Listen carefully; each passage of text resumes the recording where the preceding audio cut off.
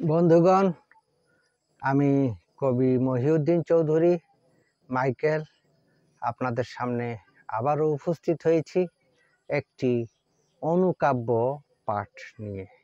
আমার আজকের অনুকাব্যটির নাম বিপরীত লিঙ্গের বন্ধুত্ব।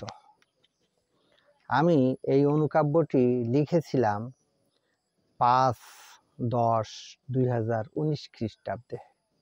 পাঠ করছি। বিপরীত লিঙ্গের বন্ধুত্ব মধুময়, সুখ দুঃখে চলে যায় দীর্ঘ সময়, সম্পর্ক গড়ে গভীর প্রেমময়, কোনো ক্ষেত্রে ব্যতিক্রমও হয়।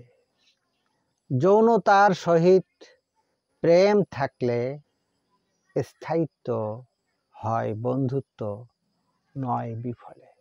স্থায়িত্ব হয় বন্ধুত্ব নয় বিফলে। আমার এই অনুকাব্যটি যদি আপনাদের ভালো লেগে থাকে তাহলে দয়া করে আমার এই ইউটিউব চ্যানেলটি সাবস্ক্রাইব করে লাইক, কমেন্ট, শেয়ার দিয়ে পাশে থাকার অনুরোধ রেখে আপনাদের থেকে আজকে আমি বিদায় চাইছি। সবাইকে শুভকামনা। অবিরাম, অন্তহীন, নিরন্তর পথ চলা। ধন্যবাদ।